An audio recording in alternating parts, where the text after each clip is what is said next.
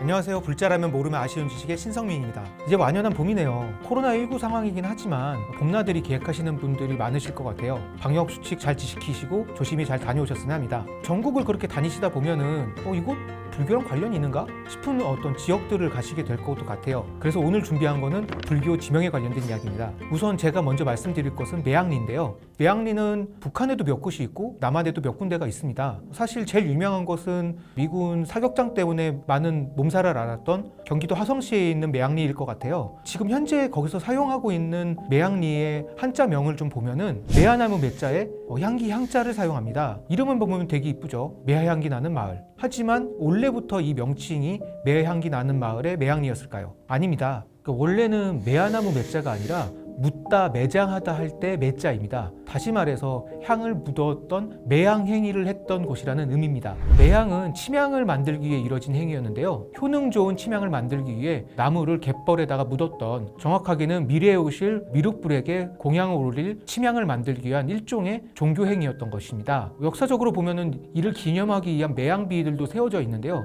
지금 전국적으로 살펴보면 16곳에서 매향비가 확인이 됩니다. 제일 오래된 곳은 전남 영양군에 있는 매향비인데요. 이는 신라 원성왕 6년 786년에 세워진 것으로, 이를 통해서는 신라 말기부터 매향이라는 것이 일종의 신앙행위로 자리 잡았다는 걸 알 수 있습니다. 이후 남아있는 15개의 매향비는 모두 여말 선초, 즉 고려 말부터 조선 초기에 세워졌는데요. 그 당시는 엄청난 혼란스러웠던 시기였잖아요. 나라가 망하고 다 새로운 나라가 세워지는, 그러다 보니까 아무래도 그런 혼란기의 고통들은 민초들에게도 그대로 전해졌던 거죠. 그랬던 혼란기에 좀 평화로운 세상을 바랬던 민초들의 염원을 그대로 담아서 매향이라는 행위들이 이루어진 것이죠. 또한 살펴보면 매향비가 있는 곳들이 대부분 해안가를 따라서 존재하고 있어요. 당시 이 지역들을 살펴보면 왜구들이 자주 출몰했던 곳들이에요. 이 말은 다시 뒤집어서 말하면 혼란기에 중앙 통제가 좀 느슨해진 틈을 따서 왜구들의 침입이 빈번해졌고 좀 평화로운 세상, 미륵불이 오셨으면 하는 바람에서 기원하는 마음으로 매향을 했던 것이죠.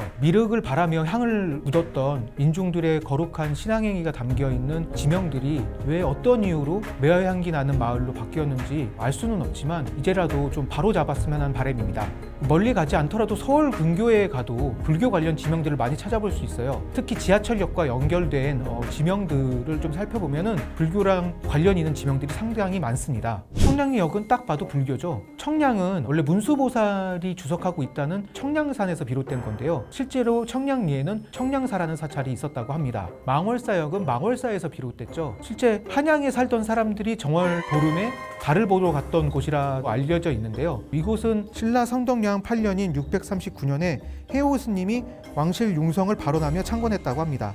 회룡역은 의정부 회룡사에 기원을 두고 있습니다. 회룡사는 681년 의상대사가 창건한 법성사가 시초고요. 조선시대 무학대사가 정도전의 시기를 피해 숨은 곳이기도 합니다. 1403년 태조 이성계가 이곳을 찾아 중창한 뒤에 이름을 회룡사로 고쳤다고 합니다. 불광역도 바로 불교의 힘을 알 수 있죠. 이곳 지명이 불광동인데요. 원래 이곳에는 불광사라는 절이 있었다고 하죠. 보문역과 보문동도 사실 보문사에서 유래된 지명입니다. 보문사는 원래 미타사와 청량사와 더불어서 사승방이라고 불렸던 곳이기도 한데요. 지금은 비구니 종단인 보문종의 총본산이기도 합니다. 구로에 있는 천왕역과 천왕동도 모두 천왕사에서 비롯된 곳인데요. 애초에는 우리가 잘 아는 천왕이었습니다. 하늘천자에 임금왕자를 쓰는. 근데 일제강점기 때 일본인들이 임금왕자를 왕성할 왕자로 바뀌면서 한자 지명이 변경됐습니다. 암사역과 암사동도 바위 위의 절, 암사라는 곳에서 유래가 된 건데요. 이 사찰은 백제시대의 절인 백중사에서 기원한다고 전해지며 9개의 사찰이 있어 구암사라고도 했습니다. 암사동에는 부처고개가 있는데 여기에 석불을 일제강점기 때 일본인이 가져갔다고 하는데요. 지금까지 행방은 묘연합니다. 이렇게 불교 지명으로도 우리나라의 면면이 내려오는 불교 문화에 대해서 잘 알 수 있습니다. 이제 어디 가시더라도 그 지명의 유래들을 좀 찾아보는 계기가 됐으면 합니다. 오늘의 이야기는 여기까지입니다. 다음에 또 만나요.